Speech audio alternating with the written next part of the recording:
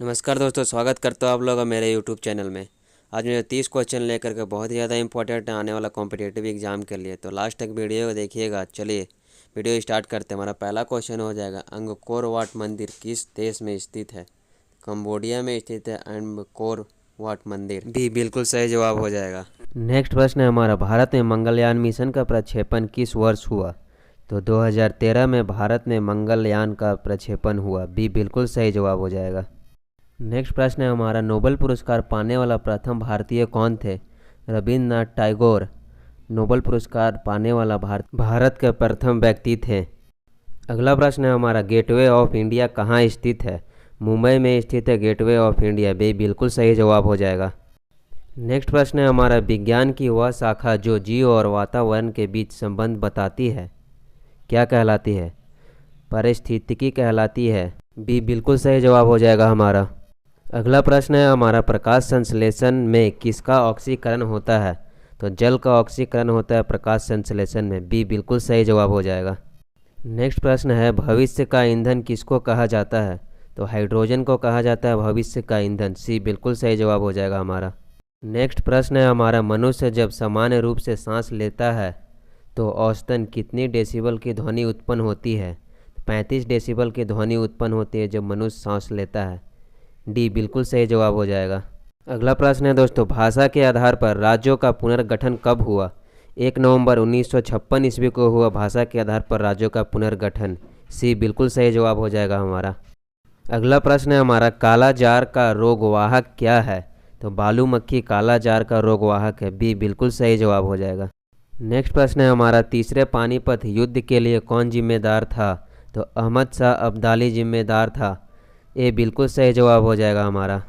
Next प्रश्न है, फारसी भाषा को राजकीय संरक्षण कब दिया गया था?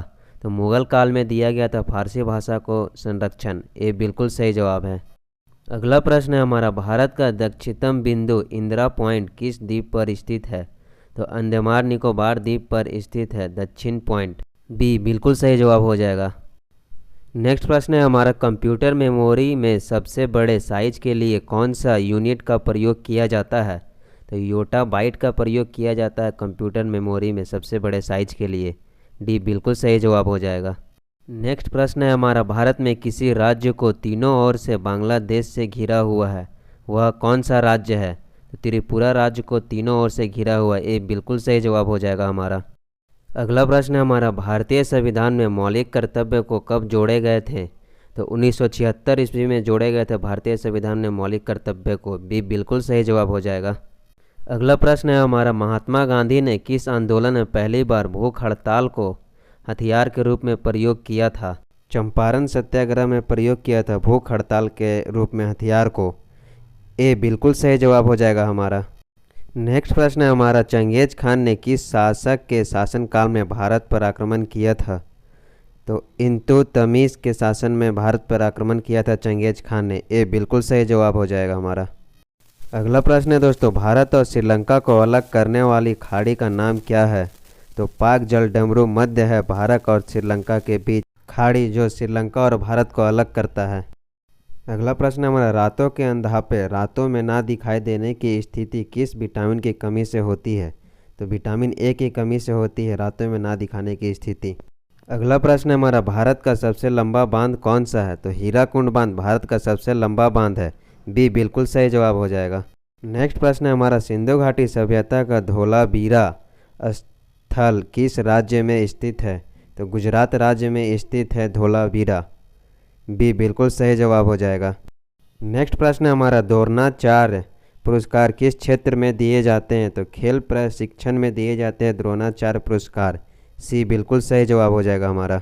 नेक्स्ट प्रश्न है, भारतीय राष्ट्रीय कांग्रेस की स्थापना किस वर्ष हुई थी? तो 1885 ईस्वी में हुई थी राष्ट्रीय कांग्रेस की स्थापना। नेक्स्ट प्रश्न है, भारत में कुल कितने उच्च न्यायालय हैं?